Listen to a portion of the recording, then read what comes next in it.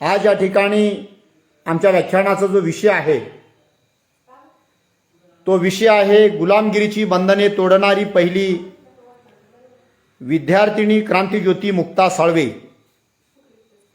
सर्वप्रथम या ठिकाणी व्याख्यान चालू करण्या अगोदर ज्या महामानवांच्या त्यागामुळे, ज्या महामानवांच्या स्पर्शानं आमच्या आयुष्याचं सोनं झालं, बहुजन समाजाला एक वेगळी दिशा मिळाली। बहुजनांच्या आयुष्यामध्ये एक नवा दिवस निघाला। ते सर्व मानवी कल्याण हा ज्या महामानवांच्या चळवळीचा आत्मा होता, त्या सर्व न्यायिक बहुजन महापुरुषांना प्रथम मी वंदन करून मी माझ्या व्याख्यानाला सुरुवात करतो। या महाराष्ट्रामध्ये व्याख्यान ऐकणाऱ्या सर्व मान्यवरांचा सर्वप्रथम या ठिकाणी आभार मानतो। तथागत बुद्धापासून ते साहित्य सम्राट अण्णाभाऊ साठेपर्यंत ज्या ज्या महामानवांनी किंवा ज्या युगपुरुषांनी या भारत मातेला आणि या महाराष्ट्राला एक वेगळी नवी दिशा मिळवून दिली, त्या सर्व महामानवाला परत मी पुनश्च वंदन करून या ठिकाणी मी माझ्या व्याख्यानाला सुरुवात करतो। मुक्ता साळवे या 19व्या शतकातील समग्र क्रांतीचं एक मोठं बलस्थान आहे। खऱ्या अर्थानं मुक्ता साळवे हा केवळ एक भाषणाचा विषय नाही, तर तक्षशिला आणि नालंदा विद्यापीठामध्ये शिकणाऱ्या हजारो आणि लाखो विद्यार्थ्यांच्या पुढचा हा एक मोठा संशोधनाचा विषय आहे। आणि हा संशोधनाचा विषय आम्ही हाताळत असताना केवळ अर्ध्या तासामध्ये, एका तासामध्ये क्रांतिज्योती मुक्ता साळवे हा संदर्भ आम्ही या ठिकाणी योग्यरित्या मांडू की नाही याबद्दल आम्हाला या ठिकाणी शंका आहे। तरी परंतु जमेल त्या पद्धतीने आम्ही मुक्ता साळवे या ठिकाणी मांडण्याचा या ठिकाणी आम्ही निर्णय घेतलेला आहे। बहुजन ग्रुपचं या ठिकाणी सर्वप्रथम या ठिकाणी मी आभार मानतो, यासाठीच की गेल्या रात्री फक्त आम्हाला काही तासामध्येच या ठिकाणी राहुलजी शारदा सरांनी आम्हाला विषय दिला आणि लागलीच आम्ही या विषयाला संमती दिली। कमी वेळामध्ये या ठिकाणी जोखमीचा विषय या ठिकाणी मांडण्याचा या ठिकाणी आम्ही प्रयत्न करतो आहोत।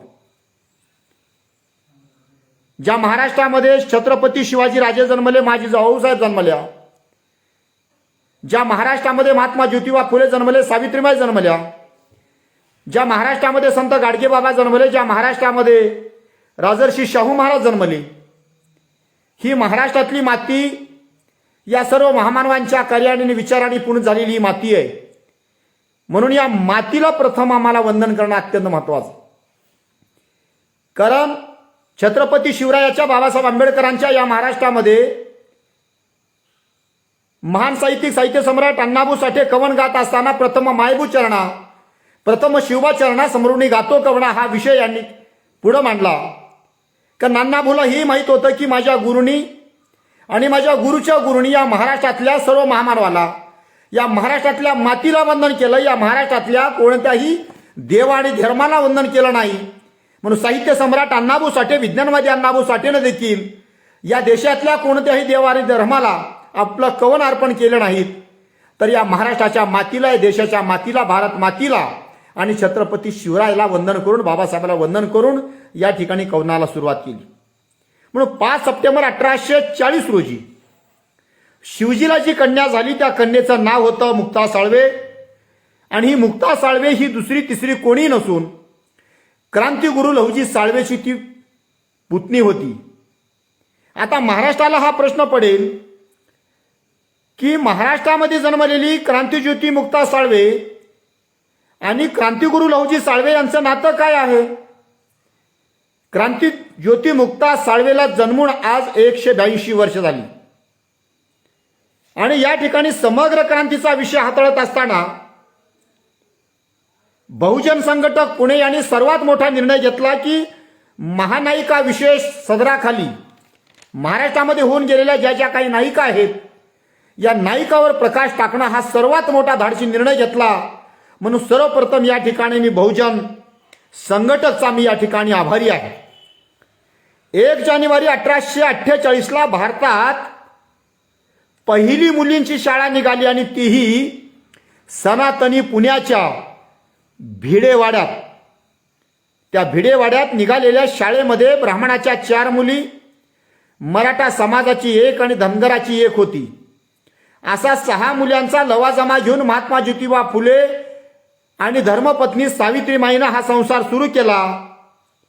पण जिथे विंटाळ आहे, जिथे शिवाशिव आहे हा प्रश्न निर्माण झाला आणि शेवटी दलितांच्या अस्पृश्यांच्या मुलांचा प्रश्न शिक्षणाचा गंभीर झाला. शेवटी महात्मा ज्योतिबा फुलेंनी सर्वात मोठा तिसरा निर्णय घेतला आणि 1852 मार्च महिन्यामध्ये एक नवा ऐतिहासिक निर्णय महात्मा ज्योतिबा फुलेंच्या हातून झाला आणि या देशातील दलित शोषितांच्या मुलांसाठी पहिली शाळा निघाली. आम्ही तर असं या ठिकाणी सांगतो की या देशातील दलित शोषितांच्या जीवनाचं दार, आयुष्याचं दार महात्मा ज्योतिबा फुलेंच्या हाताने 1852 उजाळलं. वेताळ पेठेत अस्पृश्यासाठी पहिली तिसरी शाळा उघडली. त्याच शाळेतील मुक्ता साळवे ही पहिली विद्यार्थिनी. ज्या शाळेच्या शिक्षिका सगुणामाई क्षीरसागर आणि सावित्रीबाई फुले होत्या. आणि या शाळेत शिकणारी मुक्ता साळवे याच मुलीच्या हातून मांग महाराच्या दुःखाविषयीचा हा निबंध लिहिला गेला. ज्ञानोदयच्या अंकामध्ये पहिला भाग प्रकाशित झाला, तो 15 फरवरी 1855. 1 मार्च 1855 दुसरा भाग प्रकाशित झाला. पुढे हाच निबंध इंग्रज सरकारच्या मुंबई राज्याच्या शैक्षणिक अहवालामध्ये शासनानं प्रकाशित केलं. पुढे पुन्हा पुणे शहरांचे वर्णन या ग्रंथातही 1868 मध्ये हाच निबंध प्रकाशित झाला. निबंधाचा पूर्वार्ध आम्ही चालू करत असताना, निबंधाच्या पूर्वार्धाचा लेखाजोखा घेत असताना मी या महाराष्ट्राला सांगू इच्छितो, लाडू खाऊ ब्राह्मण लोक म्हणतात की वेद तर आमची एकट्याचीच मालमत्ता आहे. यावरनं उघड होते की आम्हास धर्मपुस्तक नाही. जर वेद ब्राह्मणासाठी आहेत तर वेदाप्रमाणे वर्तन करणं हे त्यांचं काम आहे आणि ब्राह्मण ते करतो आहे. मुसलमान लोक कुराणाच्या आधारे चालतात. इंग्रज लोक बायबलच्या आधारे जर वर्तन करत असतील तर ब्राह्मण लोक वेदाआधारे चालतात. आपापल्या खऱ्या खोट्या धर्माप्रमाणे जास्त कमी आम्हापेक्षा सुखी आहेत अशी आम्हास वाटते. हे भगवान, तुझकडून आलेला कोणता धर्म तो आम्हास कळव. ज्या धर्माचा एकानेच अनुभव घ्यावा आणि बाकीच्यांनी खादाड मनुष्यांच्या तोंडाकडे पाहावा, तो व त्यासारखे दुसरे धर्म पृथ्वीवरनं नष्ट व्हावेत. मुक्ता साळवीने एवढा धाडसी निर्णय काय घेतला? मुक्ता साळवेला हेही माहीत होतं की ज्या धर्म आणि धर्म पोशिंद्यांनी ज्या धर्माची मक्तेदारी काही ठराविक जाती लोकांची निर्माण केली, तो धर्म आमचा नाही, हा धर्म ठोकरण्याचं काम मुक्ता साळवेनं केला. आणि पुढं भाष्य करत असताना मुक्ता साळवे म्हणतात, ज्यावेळी पुण्यात बाजीरावाचे राज्य होते त्यावेळी आम्हास गाढवाप्रमाणे तरी मानित होते काय? पहा बरे तुम्ही लंगड्या गाढवास, मारा बरे त्यांचा धणी. तुमची फटफजती करून तरी राहील काय? परंतु मांग महाराज मारू नका असे म्हणणारा कोणी पृथ्वी तलावर या होता का?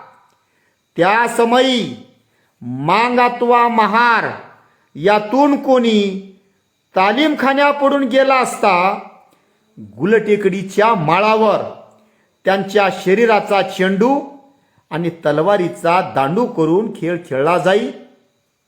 जर मोठ्या सोहळ्या राजांच्या दारा पुढून जाण्याची बंदी, तर मग विद्या शिकण्याची मोकळीक आम्हाला कुठून मिळणार?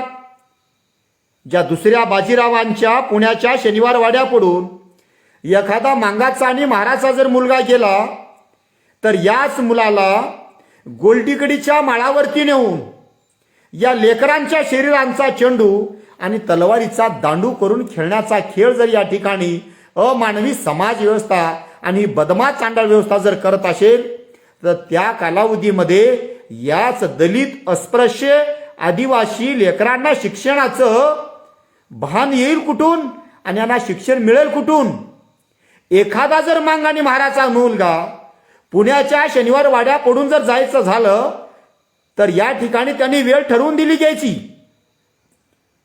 म्हणजे दिवस डोक्यावर आल्यानंतर मांगानी महाराजांच्या मुलांना पुण्याच्या शनिवार वाड्या पडून फिरण्याचा अधिकार होता आणि तोही फिरत असताना गळ्यामध्ये मडकं आणि पाठीमागी झाडू होता. गळ्यामध्ये मडकं यासाठी की एखाद्या दलितांचा अस्पृश्याचा मुलगा जर थुंकी एका ठिकाणी थुंकी आली तर थुंकायचा असेल तर तो त्यांच्या गळ्यातल्या मडक्यामध्ये थुंकावं. आणि पाठीमागी झाडू यांच्यासाठी होता की समाज व्यवस्थेनं दिलेला हा मला आशीर्वाद, चांडाळ ब्राह्मणी व्यवस्थेने दिलेला हा मला निर्णय होता. जर आमच्या पायाची ठसे जर या पुण्याच्या ब्राह्मणी समाज व्यवस्थेने तुडवला तर या चांडाळ बदमाश व्यवस्थेला आमचा विंटाळ होईल, एवढी अमानवी व्यवस्था होती. म्हणून आमच्या पाठीमागं झाडू होता. म्हणून मुक्ता साळवेने या गोष्टीवर कडाडून विरोध केला. जर पुण्याच्या शनिवार वाड्यामध्ये किंवा पुणे तिथं काय उडं म्हणणाऱ्या या धर्मांध पुण्या शहरामध्ये एका सामान्य माणसाला, एका सामान्य स्त्रीला जर फिरण्याचा अधिकार नसेल तर शिक्षणाचं आमचं काय आहे? शिक्षणाच्या इतिहासाचा आमच्या कोणी पाडा वाचला का? ज्या माणसाला वावरण्यासाठी विरोध होता, ज्या माणसाला बोलण्यासाठी विरोध होता, ज्या माणसाला चांगलं ऐकण्यासाठी विरोध होता, चांगलं पाहण्यासाठी विरोध होता आणि चांगलं बोलण्यासाठी जर विरोध असेल तर आमच्यासाठी शिक्षण आणि आमच्यासाठी शाळा हे आम्ही स्वप्नातही पाहिलो नाही. म्हणून यावर मुक्ता साळवे कडाडून विरोध करत असताना म्हणतात, कदाचित कोणास वाचता आले व ते बाजीराव पेशव्यांनी पाहिले तर मग त्याची खैर नाही. हे महारमान असून वाचतात काय?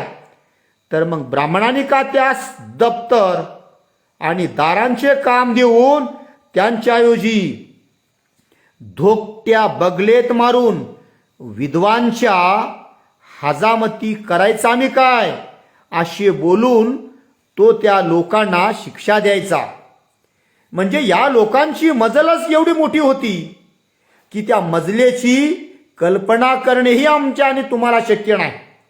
म्हणून मुक्ता साळवेचा हा निबंध केवळ या ठिकाणी निबंध नाही तर समाज व्यवस्थेने निर्माण केलेल्या अमानवी व्यवस्थेचा भुरका पाडण्याचं काम मुक्ता साळवेच्या या निबंधाने केलं.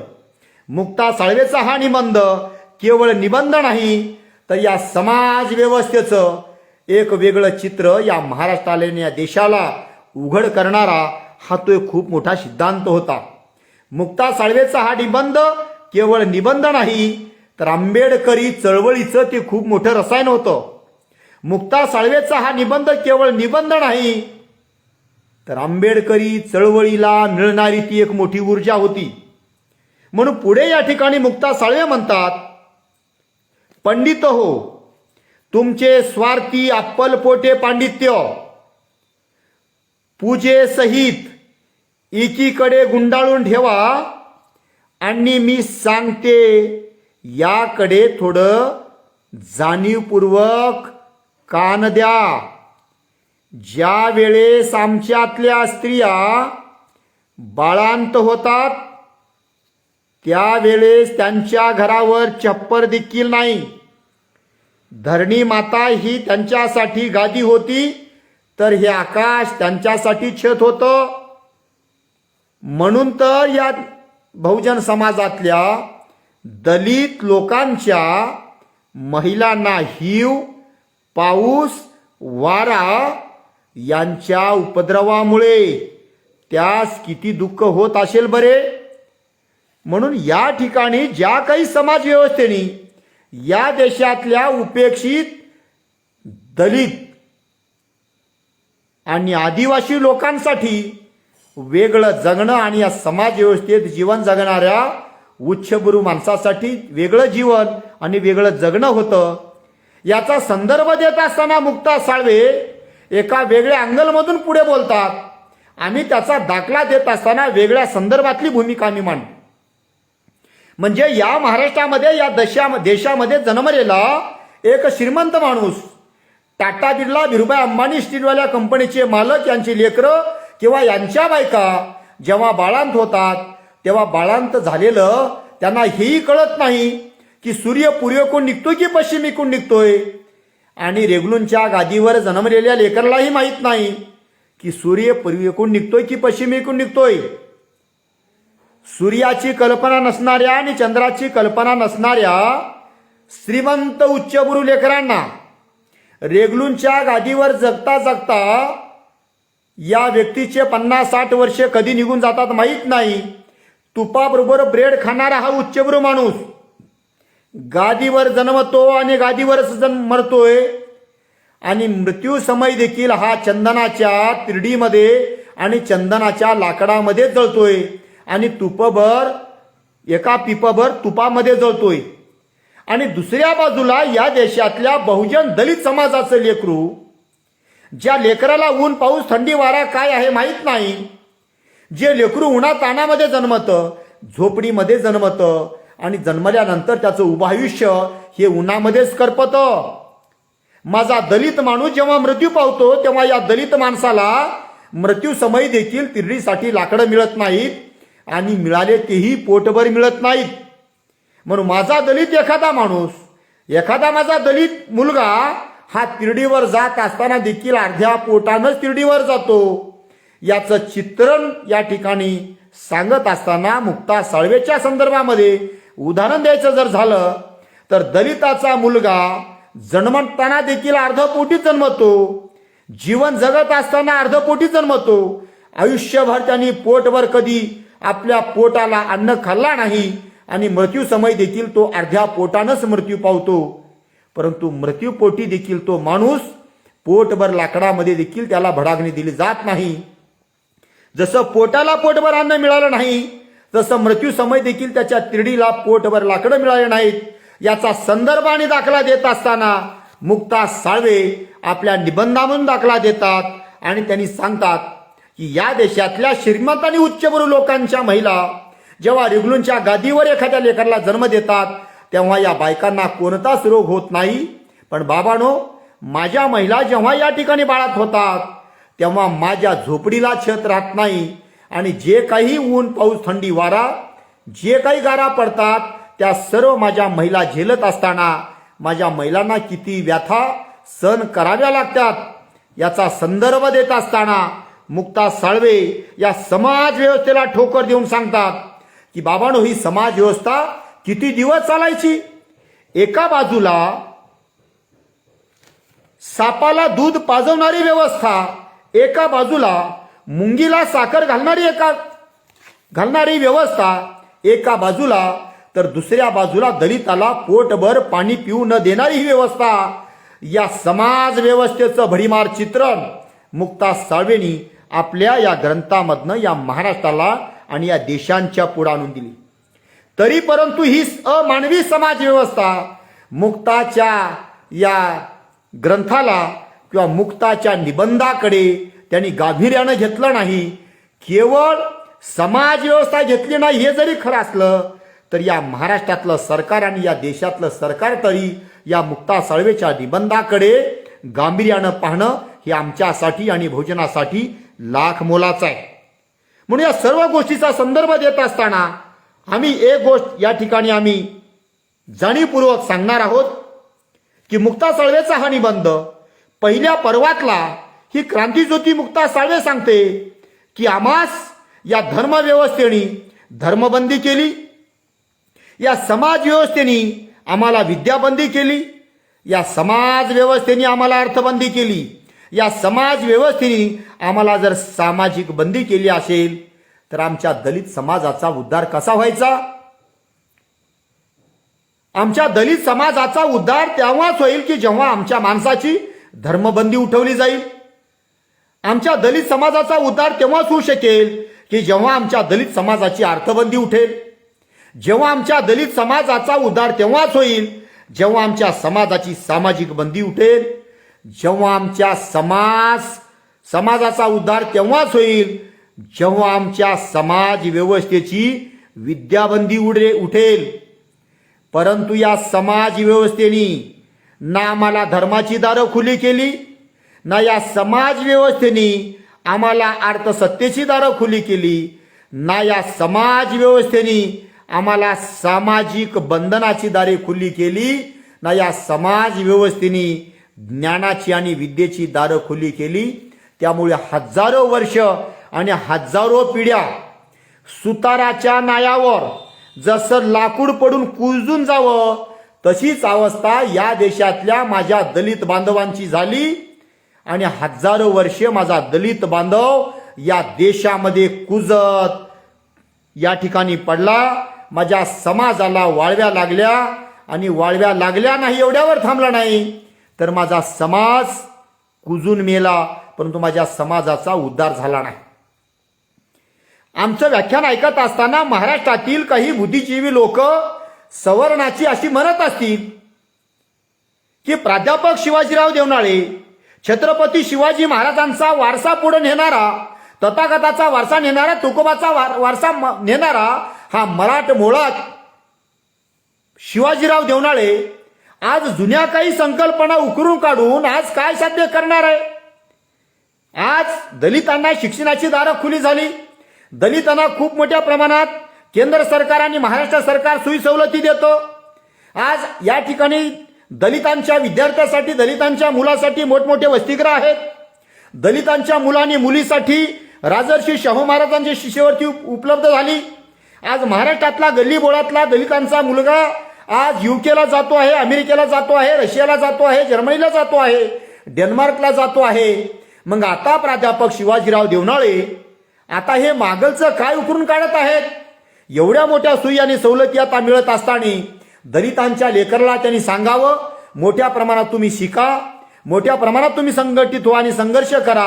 हा बाबासाहेबांचा मूलमंत्र देऊन आता बहुजन समाजाला सुधारण्यासाठी मार्गदर्शन करावं. पण मागलच्या गोष्टी काय उकरून काढाव्यात आणि त्या गोष्टीमध्ये काय तथ्य आहेत असं जी लोक आज बोलत आहेत त्या लोकांना मी जाहीररित्या सांगतो, केवळ मी महाराष्ट्राच्या शिखरावर जाऊन बोलत नाही तर या भारत देशाच्या सर्वोच्च ठिकाणी जाऊन जी लोक ही बोलतात त्याला मी सांगू इच्छितो, बाबांनो 2019ला या महाराष्ट्रामध्ये नव्हे तर देशामध्ये कोविडनं थैमान घातला आणि या कोविडच्या कालावधीमध्ये महाराष्ट्रामध्येच नाही तर देशाच्या सर्व शाळेला कुलूप बसली.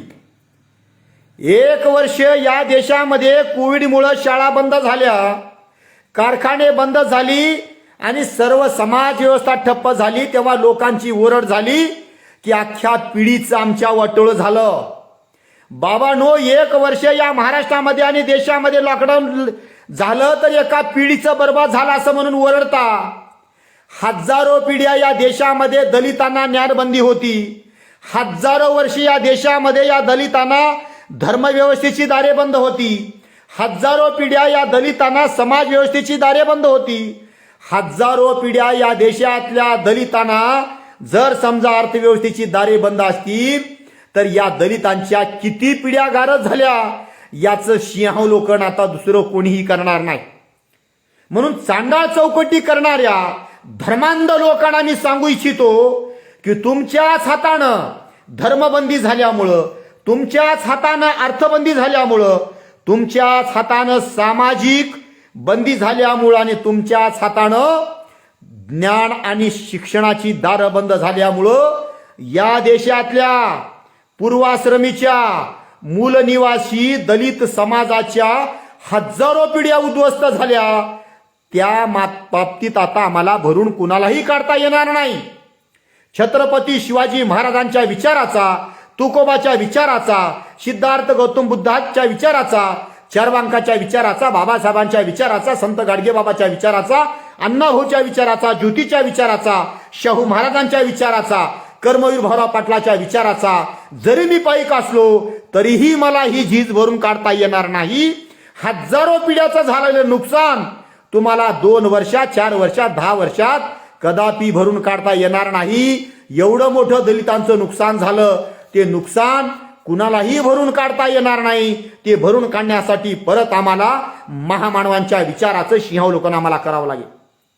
म्हणून या ठिकाणी आम्ही सांगू इच्छितो की मुक्ता साळवे हा विद्रोहाचा एक भाग आहे. मुक्ता साळवे एक क्रांती आहे. मुक्ता साळवे एक बंड आहे. मुक्ता साळवे एक आंदोलन आहे. या मुक्ता साळवेच्या आंदोलनाला, मुक्ता साळवेच्या बंडाला, मुक्ता साळवेच्या क्रांतीला महाराष्ट्राला समजून घेतल्याशिवाय या महाराष्ट्राचं चित्र कदापि पालटणार नाही. जाणीवपूर्वक मुक्ता साळवेला या ठिकाणी जातीच्या चष्म्यातून पाहून मुक्ता साळवेच्या निबंधाकडे कोणी पाहिलं नाही हे आम्हाला छाती ठोकपणे सांगावं लागेल. यथा कदाचित मुक्ता साळवे का सवर्ण जाती जन्मली असती आणि मुक्ता साळवेच्या हातून हा निबंध लिहिला गेला असता तर आज या ठिकाणी मुक्ता साळवेचा हा निबंध सोनेरी पानामध्ये मडून या ठिकाणी दिल्लीच्या सिंहासनापुढे ठेवला असता, महाराष्ट्राच्या राजकीय सिंहासनापुढे ठेवला असता. पण दुर्दैव आहे, या महाराष्ट्रातील लोक आणि या देशातील लोक कोणत्याही नायिकेकडे किंवा कोणत्याही महामानवाकडे पाहत असताना जातीच्या चष्म्यातून पाहतात. म्हणून या महाराष्ट्राचं आणि या देशाचं मनावं तसं उत्थान आणि मनावा तसा विकास झाला नाही हे आम्हाला प्रकर्षाने सांगावं लागेल. आम्हाला या महाराष्ट्रामध्ये आणि देशामध्ये सकाळी उठल्याबरोबर जी बहुजन समाजातील लोक आहेत किंवा जी सवर्ण लोक आहेत, चहा पिण्याच्या अगोदर जे पाणी पितात हे जातीच्या ग्लासातून पाणी पितात. हेच जर पाणी एका महामानवाच्या विचारातून पिले असते तर या महाराष्ट्राचा चेहरा तेव्हाच बदलला असता. आज आम्हाला छत्रपती शिवाजी महाराज, मा जिजाऊ साहेब, मुक्ता साळवे, डॉक्टर बाबासाहेब आंबेडकर, क्रांतीज्योती मुक्ता साळवे, क्रांतिगुरु लहुजी साळवे, शाहू महाराज, ज्योतिबा आम्हाला सांगायची वेळ आली नसती. पण स्वातंत्र्याच्या 75 वर्षानंतरही या महाराष्ट्राला या देशाला आम्हाला परत या महामानवांच्या विचाराचं आम्हाला सिंहावलोकन करावं लागतं. ही सर्वात मोठी शोकांतिका आहे. म्हणून 75वा वर्ष या महाराष्ट्रामध्ये साजरा होत असताना, स्वातंत्र्याचे 75 वर्षाचा दिवस या देशभरात साजरा होत असताना आम्ही या तिरंगा ध्वजाला आम्ही एक प्रश्न विचारणार आहोत. हे तिरंगा ध्वजा तुझ्याकडे पाहून आम्ही तुला कसा मुजरा करायचा? आज या देशामध्ये दलितांना पाण्यासाठी आजही दलितांना स्वतःचा बळी द्यावा लागतो. हे तिरंगा ध्वजा आजही आम्ही तुला वंदन काय म्हणून करायचं? तुला आम्ही स्लोट काय म्हणून करायचं?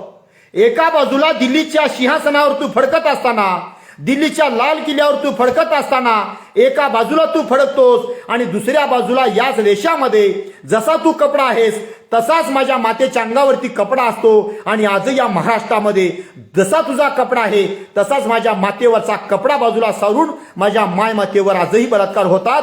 आज कसं तुला आम्ही मुजरा करायचं?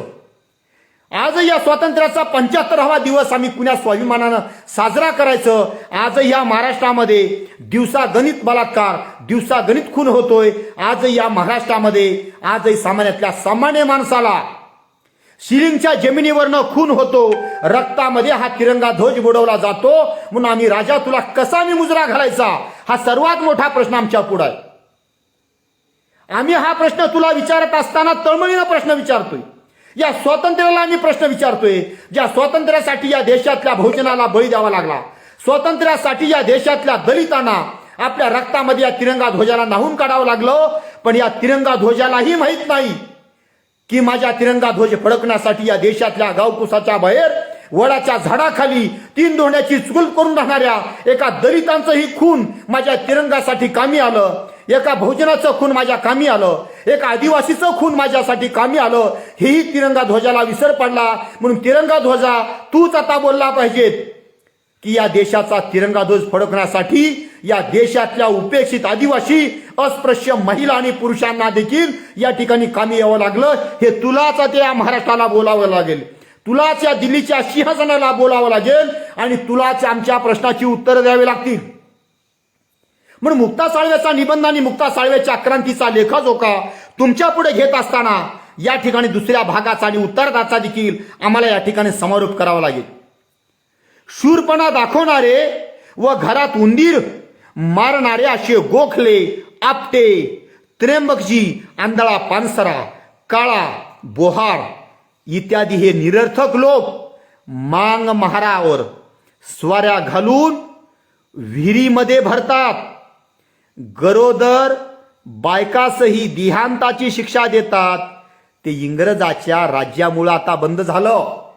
ही गोष्ट मुक्ता साळवेला का म्हणून बोलावी लागली की या देशामध्ये माझा माणूस म्हणून जर मला माणुसकीचा हक्क मिळत नसेल, या देशामध्ये माणूस म्हणून जर बहुजनाचा सदस्य म्हणून किंवा एक बहुजन व्यक्ती म्हणून जर मला न्याय मिळत नसेल, तर आम्ही या देशातल्या धर्माला आमचा धर्म म्हणून का म्हणायचा, या महाराष्ट्राला आमचा महाराष्ट्र आणि या देशाला आमचा देश म्हणून का म्हणायचा. ही भूमिका मुक्ता साळवेने आपल्या विचारातून मांडली. आमचा वंश ही आज वाढत चालला आहे. मांग महार यांनी बारीक पांघरून घातले असता ते म्हणतात की या लोकांनी चोरी करून अंगावरती पांघरून घातलेत, तर मग ब्राह्मणांनीच हे पांघरून घालावे. जर मांग महार अंगावरती पांघरण घालीत असतील तर धर्मभ्रष्ट होईल असे म्हणून त्या मांग महाराच्या लेकरांना उभ्या उभ्या मारित असत. हे सर्व इंग्रजी सत्तेमुळं बंद झाले. दया करा बंधुजन हो, वर सांगितलेल्याप्रमाणे अजून तरी तुम्ही सांभाळा, थोडासा तरी स्वदेशीय बंधूंना तुम्ही स्वतःहून सांभाळा. या महान दुःखांच्या सागरातून या बहुजनालाही थोडं बाहेर काढण्यासाठी थोडा अभिमान धरा. तुम्ही कावळ्याच्या जातीकडे लक्ष द्या. त्यांचे वर्णन करताना मला मोठे आश्चर्य वाटते असे मुक्ता साळवे म्हणतात. परमेश्वरांनी कावळ्यास खोड एक अंगभूत गुण दिला, पण ते खोडीचा उपयोग त्यांनी सन्मार्गासाठी करतात. पण तुम्ही माणूस म्हणून जन्मालात, माणसाच्या जातीमध्ये जन्मलात, परंतु तुम्ही कावळ्यापेक्षाही बदतर आहात. माणूस म्हणून माणसाला माणुसकीची वागणूक या महाराष्ट्रात आणि या देशामध्ये जर दलिताला मिळत नसेल, आदिवासीला जर मिळत नसेल, माझ्या महिला भगिनीला मिळत नसेल, तर या महाराष्ट्राचं गुणगौरव गायला त्या महिलाची, त्या दलिताची, त्या आदिवासीचा मान उंचावणार नाही किंवा त्यांची मानसिकता होणार नाही, हे सांगण्याचं काम मुक्ता साळवेंनी आपल्या ग्रंथातून, आपल्या निबंधातून केलं. अहो दरिद्रीनी व दुःखानी पिडलेल्या मांग मार लोक हो, तुम्ही रोगी आहात, तर तुमच्या बुद्धीला ज्ञानरूपी औषध द्या. म्हणजे तुम्ही चांगले ज्ञानी होऊन तुमच्या मनातील कुकल्पना जाऊन तुम्ही नीतिमान व्हाल. मुक्ता साळवे निबंध लिहित असताना या निबंधामध्ये एक खूप मोठी भूमिका वठवतात. मुक्ता साळवे सांगतात की या आयुष्याचं जर सर्वात मोठं दुःख कोणतं असेल तर ते अज्ञान आहे. महात्मा ज्योतिबा फुले देखील यावर प्रकाश टाकत असताना सांगतात, विद्येविना मती गेली, मतीविना नीती गेली, नीतीविना वित्त गेले, वित्तविना शूद्र खचले, इतके अनर्थ एका अविद्येने केले. सावित्रीमाई तात्या पंतोजीच्या क्रांतिकारी विचाराचा धागा धरून म्हणतात, अहो दरिद्राणी व दुःखामुळे रोगी आहात, तर अज्ञानामुळे तुम्ही रोगी आहात, तर तुमच्या बुद्धीला ज्ञानरूपी औषध द्या. म्हणजे तुम्ही चांगले ज्ञानी होऊन तुमच्या मनातील कुकल्पना जाऊन तुम्ही नीतिमान व्हाल. तुमच्या रात्रंदिवसच्या जनावराच्या प्रमाणे ज्या काही तुम्हाला हजेऱ्या होत्या त्या सर्व हजेऱ्या तुमच्या बंद होतील. तर आता झटून अभ्यास करा, म्हणजे तुम्ही ज्ञानी होऊन कुकल्पना करणार नाहीत. सावित्रीमाई फुलेच्या आणि महात्मा ज्योतिबा फुलेच्या शाळेत शिकणारी मुक्ता साळवे सर्वांना इशारा देतात. पेशव्याच्या सिंहासनाचे रक्षण करणारा समाज सिंहासनावर विराजमान व्हावा यासाठी ज्ञान घ्या हो, हे मुक्ता साळवे ओरडून सांगतात. अस्तित्व शून्य आणि अस्मिता शून्य समाजासाठी ज्या क्रांतीज्योती मुक्ता साळवेंनी आयुष्य समर्पित केले त्यांचा हिशोब तुम्ही ठेवणार की नाही? आणि त्याचा हिशोब जर तुम्ही आणि आम्ही ठेवलो तर मुक्ता साळवेच्या क्रांतीला आम्ही बेमान झालो असंच आम्हाला म्हणावं लागेल. विश्रामबाग वाड्यात सावित्रीबाई फुले आणि महात्मा ज्योतिबा फुले यांच्या सामाजिक आणि शैक्षणिक कार्याचा लेखाजोखा लक्षात घेऊन त्यांच्या कार्याचा गौरव करण्यासाठी पुणा कॉलेजचे प्राचार्य आणि सरकारी शिक्षण मंडळाचे प्रमुख मेजर कॅन्डी यांच्या हस्ते महात्मा ज्योतिबा फुलेंचा आणि सावित्रीमाईचा सत्कार झाला हजारो लोकांच्या साक्षीनं. आणि त्या दिवशी जनसमुदायापुढे मुक्ता साळवेंनी निबंध वाचण्याचं काम केलं. तेव्हा मुक्ता साळवेचा सत्कार म्हणून कॅन्डी साहेबांनी मुक्ताला एक चॉकलेट दिले आणि तिचा सत्कार केला. तेव्हा 14 वर्षाची मुक्ता साळवे कॅन्डी साहेबाला म्हणते, कॅन्डी साहेब आम्हाला चॉकलेट नको, आम्हाला वाचनालय द्या, आम्हाला जर याची सोय करून दिला तर अत्यंत महत्वाचं होईल. पोटाची भूक भागते पण मेंदूची भूक भागवण्यासाठी आम्हाला विद्या आवश्यक आहे. हा क्रांती संदेश देण्याचं काम बाबासाहेब आंबेडकरांच्या अगोदर 101 वर्ष अगोदर मुक्ता साळवेने दिलं. ही गोष्ट आम्हाला अभिमानाने या महाराष्ट्राला आणि देशाला सांगायला अभिमान वाटतो. किताब और कलम पे राज करने वाला समाज देश पर राज करेगा हा मूलमंत्र मुक्ता साळवेने दिला. एक अत्यंत महत्वाची घटना 1930 ला घडली.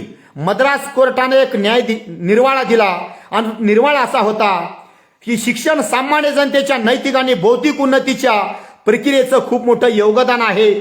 हे 1930 ला मद्रास न्यायालयाचे न्यायाधीश सांगतात. पण मुक्ता साळवे यांनी मद्रास न्यायालयाच्या अगोदर 60 वर्ष अगोदर सांगतात की दिवा नसलेल्या झोपडीत मुक्ता साळवेंनी क्रांतीची मशाल पेटवली आणि पुस्तक आणि पेन ही समाजाची डोळे व्हावीत तरच एक लेखणी जग बदलू शकते. हा मुक्ता साळवेचा सिद्धांत 60 वर्ष अगोदर या ठिकाणी महाराष्ट्राला दिला. ते आम्हाला स्वाभिमानानं सांगावं लागेल. केवळ भोगवादी संस्कृतीला उद्ध्वस्त करण्याचे काम मुक्ता साळवेंनी केलं.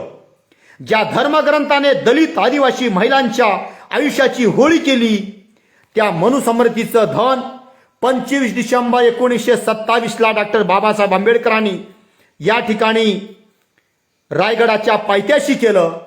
बाबासाहेब तुम्हाला प्रणाम करून आणि तुमची माफी मागून मी तुम्हाला या ठिकाणी तुमच्या पुढे विनंती करणार आहे. 25 डिसेंबर 1927 ला मनुस्मृतीचं दहन करत असताना तुम्ही या महाराष्ट्राला जर ओरडून सांगितलं असतो, मुक्ता ज्या भोगवादी ग्रंथाचा तू धिक्कार केलंस ती अमानवी ग्रंथ मी या ठिकाणी तुझ्या नंतर जाळतो आहे, हा जर तुम्ही एक आवाज केला असता तर या महाराष्ट्राच्या आंबेडकरी आणि बहुजन चळवळीचा एक वेगळा संदर्भ या महाराष्ट्राला गेला असता. परंतु ते कळत न कळत काय झालं मला माहीत नाही. म्हणून बाबासाहेब आंबेडकरांच्या तोंडून फक्त एवढी जरी भूमिका जर या महाराष्ट्राला आणि देशाला गेली असती, मुक्ता ज्या धर्मग्रंथाने तुला छळलं आणि माझ्या समाज व्यवस्थेने तुझ्या आणि माझ्यासारख्या उपिष्टाला छळलं, त्या ग्रंथाचं तुझ्या नंतर मी दहन करतो आहोत एवढं जरी भाष्य बाबासाहेबांच्या तोंडून या महाराष्ट्राच्या आणि देशाच्या पुढे गेलं असतं तर या बहुजन चळवळीचा एक वेगळा चेहरा राहिला असता. आणि आज दलित समाज बाबासाहेबाला शिका आणि बाबासाहेबाला स्वीकारा म्हणण्यासाठी अहोरात्र आम्ही जी संघर्ष करतो आहोत ते करण्याची वेळ आली नसती. घटना नंबर 2 14 ऑक्टोबर 1956 ला नागपूरच्या पवित्र दीक्षाभूमीत 80 वर्ष वयाच्या भंत्रे चंद्रमणीच्या हस्ते प्रज्ञाप्रभू डॉक्टर बाबासाहेब आंबेडकरांनी नागपूरच्या दीक्षाभूमीवर 3 लाख लोकांच्या पुढं प्रज्ञा मंचावर बाबासाहेबांनी बौद्ध धम्माची दीक्षा घेतली. त्याच दिवशी बाबासाहेबांच्या तोंडून पवित्र तोंडून मुक्ता माझ्या अगोदर 101 वर्ष अगोदर तुझ्या धर्मग्रंथाची होळी केलीस, जो धर्मग्रंथ नाकारलास, ज्या धर्म नाकारलास तोच धर्म मी आज लाखो जणांच्या समुदायाच्या पुढं मी आज धर्म नाकारून एका नव्या धर्माचा मी स्वीकार करत आहे. हेच वाक्य बाबासाहेबांच्या तोंडून नागपूरच्या दीक्षाभूमीच्या पुढं जर हा आवाज झाला असता तर आज या देशातल्या दलित आदिवासी समाजाला बौद्ध धम्म स्वीकारा म्हणण्याची वेळ आली नसती. या दोनच गोष्टी आमच्यासाठी अत्यंत महत्वाच्या आणि अत्यंत लाभदायक होत्या. पण त्या गोष्टीची चिकित्सा झाली नाही. याबाबत या ठिकाणी आम्ही याबाबत खूप मोठी नाराजी या ठिकाणी व्यक्त करतो आहोत. मुक्ता साळवे आंबेडकरी चळवळीची ऊर्जा आहे. बाबासाहेब तुमच्या अगोदर 101 वर्ष अगोदर मुक्ता साळवे नावाच्या क्रांतिज्योतीनं धर्म नाकारला, मनुस्मृती नाकारली, विचार प्रणाली नाकारली आणि याच मुक्ता साळवेने या महाराष्ट्राला एक नवा आयाम दिला, नवा विचार दिला. म्हणून आम्ही बाबासाहेब आंबेडकरांना प्रणाम करून काही गोष्टी या ठिकाणी खुलासा करतो आहोत. एखाद्या महामानवांच्या किंवा नायक नायिकेच्या कार्याची लोक चळवळ होण्यासाठी त्या महामानवांचे आणि नायकाचे सच्चे अनुयायी निर्माण होणं अत्यंत गरजेचं आहे. माझ्या छत्रपती शिवाजी महाराजांचे सच्चे अनुयायी या महाराष्ट्रामध्ये आणि देशामध्ये निर्माण झाल्यामुळं या ठिकाणी मराठा सेवा संघाच्या माध्यमातून आज खूप मोठ्या प्रमाणात काम चालू आहे. माझ्या बाबासाहेब आंबेडकरांच्या विचाराचे अनुयायी या महाराष्ट्रामध्ये आणि या देशामध्ये लाखो करोडो अनुयायी निर्माण झाले. त्यामुळे बाबासाहेब आंबेडकरांच्या आंबेडकरी चळवळीचा विचार या देशात आणि 7 समुद्राच्या पलीकडे गेला. म्हणून या महाराष्ट्राला आणि देशाला त्यातल्या त्यात मातंग समाजाच्या चळवळी राबवणाऱ्या आणि संघटनेला मी एक आव्हान करू इच्छितो. केवळ मुक्ता साळवे 1 तासामध्ये मुक्ता साळवेचा भाषण करून मुक्ता साळवेचा विषय आणि मुक्ता साळवेचा ग्रंथ, मुक्ता साळवेचा निबंध या महाराष्ट्रामध्ये आणि देशामध्ये प्रकाशित होऊ शकणार नाही आणि तळागाळात जाऊ शकणार नाही. यासाठी क्रांतिगुरू लहुजी साळवे, क्रांतिज्योती मुक्ता साळवे यांच्या विचाराचे सच्चे अनुयायी आणि पाईक या महाराष्ट्रामध्ये निर्माण व्हावे लागतात. तेव्हाच खऱ्या अर्थानं मुक्ता साळवेचा निबंध घराघरामध्ये पोहोचू शकेल. केवळ मातंग समाजामध्ये मुक्ता साळवेचा ग्रंथ किंवा निबंध पोहोचून कदापि आम्हाला जमणार नाही.